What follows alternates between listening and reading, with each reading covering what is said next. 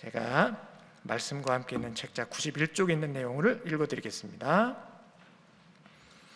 민수기 33장은 이스라엘 백성들의 긴 광야 여정을 소개합니다. 이 여정은 총 세 부분으로 나눠 볼 수 있습니다. 람셋에서 시내 광야까지, 시내 광야에서 가데스 바네아까지, 그리고 가데스 바네아에서 모압 평지까지로 구성됩니다. 모압 평지에 이르러서 하나님은 모세에게 가나안 땅을 이스라엘 각 지파에게 나눠줄 것을 명령하십니다. 각 지파들은 제비 뽑기 방식으로 할당받게 됩니다. 하나님은 다시 한번 약속을 상기시키며 가나안 땅에서 주의할 것을 당부하십니다. 우리 위 목사님께서는 이 한 주간 안식 주간에 있으십니다. 그 건강과 평안 위해서 기도 계속 해주시기 바랍니다. 민수기 33장 내용은 어디를 떠나 어디에 진을 치고 어디를 떠나 어디에 진을 치고 이 내용이 계속 나오죠. 이스라엘 백성들이 이집트에서 출애굽을 해서 가나안 땅으로 가기까지 40년이 걸렸습니다. 무려 40년. 그냥 천천히 지름길 따라서 걸어가면 일주일이면 가는 길입니다. 걸어서 일주일을 가는 길을 40년을 걸려서 광야에서 뱅글뱅글 돌아요. 그 돌게 된 이유가 어제 읽은 32장에도 나오는데, 이스라엘 백성들 12명의 정탐꾼이 가나안 땅을 보고 와서 정탐 보고를 하기를, 저들은 너무 키가 크고 힘이 세고 강대하다, 우리는 저들 앞에서 메뚜기 같아서 도무지 싸움으로는 못 이기겠다 라고 10명이 보고를 하고, 나머지 2명은 아니다, 저 가나안 족속들은 우리의 밥이다, 치러 올라가자 이랬단 말이에요.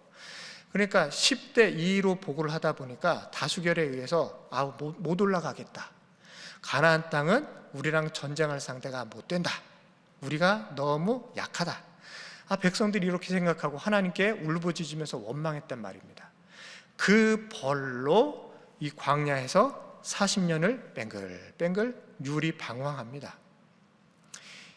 불순종의 벌이죠. 믿지 못했기 때문에 40년 이 광야 생활을 한 겁니다. 어찌됐든 이 40년 동안 하나님께서 이스라엘 백성들을 강하고 담대하게 뒤바꿔 놓으셔요. 하지만 이집트를 경험했던 사람들한테는 벌을 주셔서 너희들은 가나안 땅 못 들어간다. 그리고 광야에서 태어난 2대손, 3대손 이 친구들만 가나안 땅으로 들어가게 해주겠다, 이랬단 말씀입니다. 그런데 이집트 땅을 경험했던 사람 중에 가나안으로 들어간 사람이 딱 2명 있었어요. 그 2명이 누구예요? 그 12명의 정탐꾼 중에 가나안으로 올라갈 수 있습니다, 저들은 우리의 밥입니다 라고 보고했던 사람이 2명이죠. 그 2명은 가나안 땅으로 들어갑니다. 믿음으로 가나안 땅을 봤기 때문에 들어갈 수 있었어요. 그래서 그 한 사람이 여호수아, 모세의 후계자가 된 여호수아, 또 한 명은 갈렙입니다. 이 2 사람은 믿음의 눈으로 가나안 땅을 봤기 때문에 광야 생활을 마치고 가나안으로 들어가게 됩니다. 결국 출애굽기 또 모세오경이 우리에게 주는 메시지는 육안으로 세상을 보지 말고 영안으로 세상을 봐라, 이 말씀을 하고 계시는 겁니다. 육안으로 보면은 어떻게 교회가 이 세상과 맞설 수 있겠어요? 안 되잖아요. 하지만 영안으로 보면 마하나임, 하나님의 군대가 우리와 함께하기 때문에 거뜬히 이 세상과 맞설 수 있고 심지어는 싸워 이길 수 있습니다. 이것이 하나님께서 우리에게 주신 말씀이고 메시지입니다. 꼭 기억하시기 바랍니다. 오늘 읽은 33장 이 뒤에 말미에서도 이 모세가 다시 한번 이스라엘 백성들에게 상기시켜줘요. 40년간의 여정을 쭉 설명하면서 우리가 어디에 진쳤고 거기를 떠나서 또 어디에 진쳤고 뺑글뺑글 광야 생활하면서 하나님께서 우리를 어떻게 돌보셨는지 기억하라. 먹을 게 없는 광야지만 매일 아침마다 만나를 주시지 않았냐, 주말마다 메추라기를 보내주시지 않았냐, 우리 하나님이 우리를 단 한 번이라도 굶긴 적이 있으셨냐? 없다. 늘 먹을 걸 채워주셨고 물이 없으면 반석을 쳐서라도 물이 나오게 하셨다. 이렇게 우리를 지키고 돌보신 하나님을 믿고 강하고 담대하게 가나안으로 들어가자, 이게 모세의 메시지입니다. 우리도 똑같습니다. 우리의 인생살이 사실은 광야를 사는 것과 똑같습니다. 광야길 걷는 게 우리 인생이잖아요. 아무것도 먹을 게 없어 보이고 코로나19 때문에 가게 문도 닫고 경제적으로 힘들지만 그럼에도 불구하고 바위를 쳐서 물을 내시는 그 하나님 믿으시기 바랍니다. 영 안으로 이 땅을 보셔야 우리가 거뜬히 이길 수 있습니다. 육 안으로 보는 순간 우리도 망합니다. 가나안 백성들처럼 우리도 망합니다. 그래서 우리 이렇게 기도했으면 좋겠습니다. 첫 번째, 하나님, 이 세상 우리의 광야 같은 인생길 육안으로 이 땅을 보지 아니하고 영안으로 보게 하여 주옵소서. 이렇게 기도하시기 바랍니다. 사람의 눈으로 이 세상 바라보지 않게 하여 주시고 하나님의 눈으로 이 세상 바라보게 하여 주시옵소서.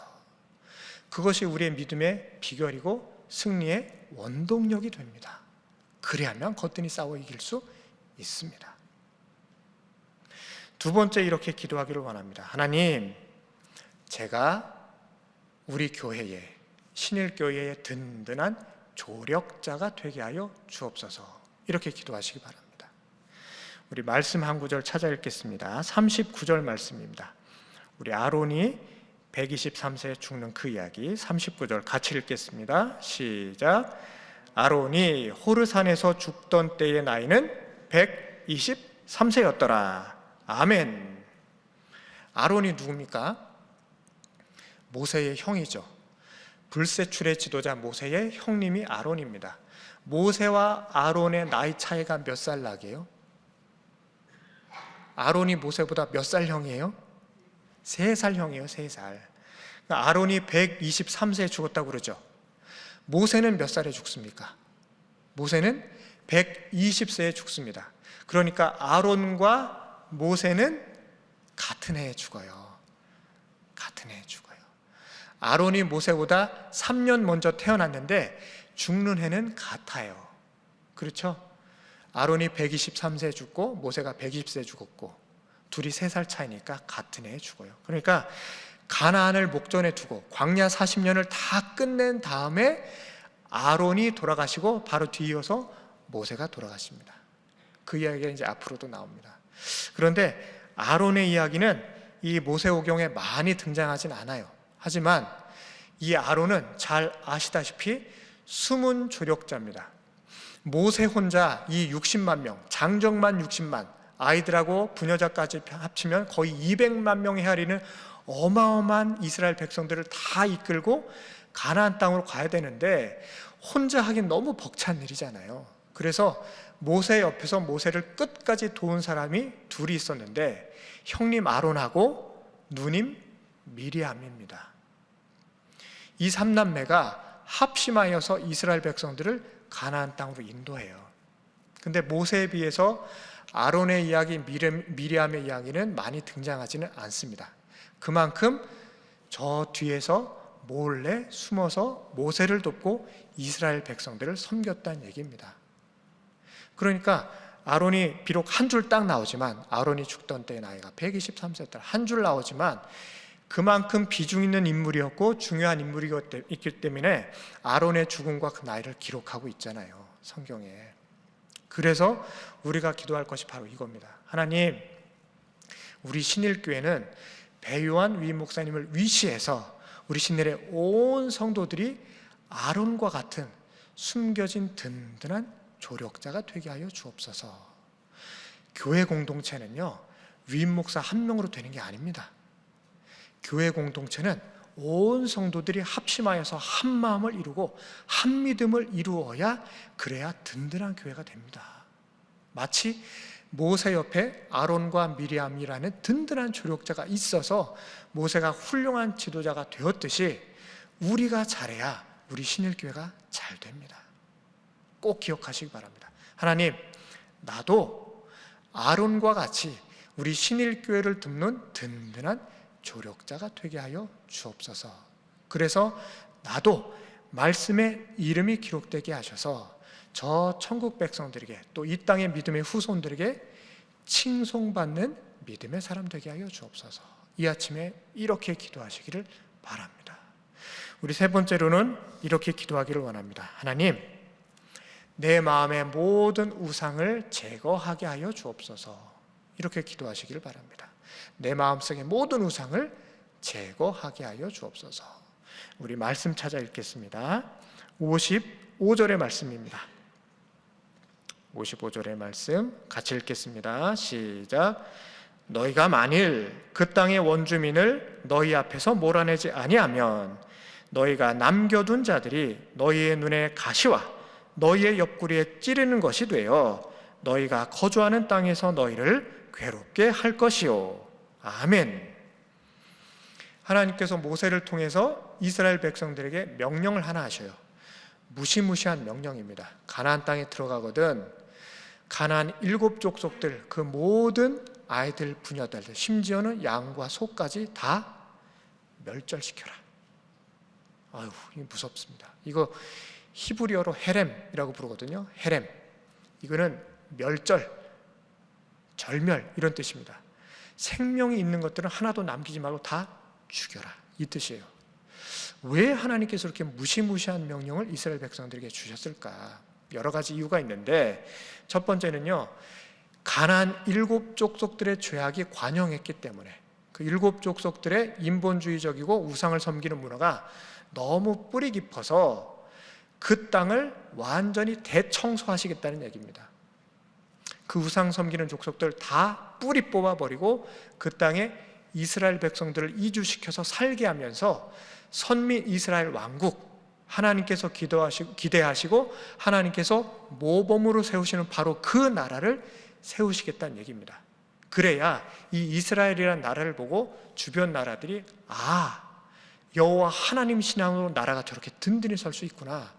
바알을 섬겨서가 아니고 또 다른 우상을 섬겨서가 아니고 오직 하나님만 섬겨야 나라가 저렇게 튼튼해지고 부강해지는구나 라는 모델 국가를 세우고자 하나님이 이스라엘 백성들을 부르신 겁니다.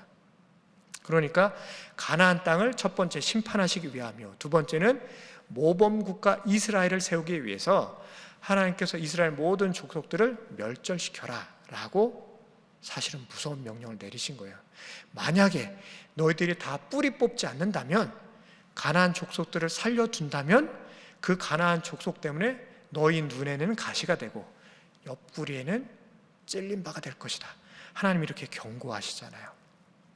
자, 이게 수천 년 전 이스라엘 백성들에게만 주신 명령이 아니고 지금 이 순간 나에게 주신 하나님의 말씀입니다.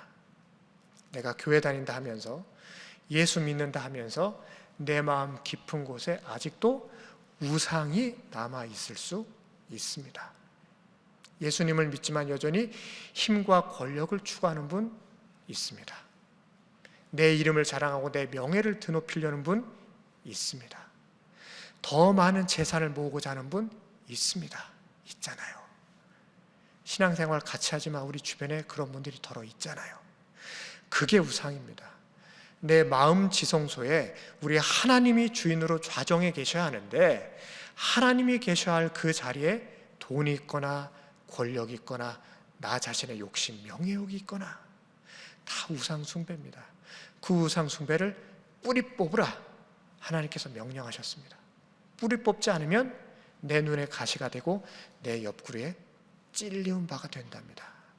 그래서 이 새벽에 꼭 이렇게 기도하시기 바랍니다. 하나님, 내 마음속을 잘 들여다보게 하셔서 혹여 내가 하나님 말고 다른 거 섬기고 있었는지 제가 깨달아 알게 하시고 다 뿌리 뽑아 내 마음, 내 영혼의 주인으로 하나님 좌정하여 주옵소서. 이 새벽에 이렇게 기도하시기를 바랍니다.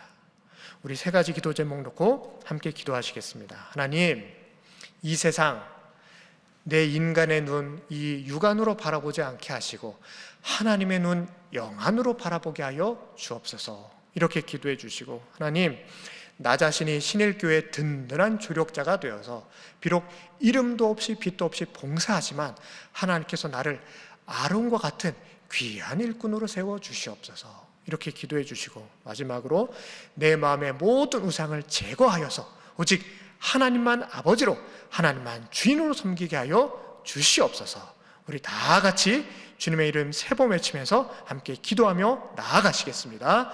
주여 믿습니다. 주여 믿습니다. 주여 믿습니다.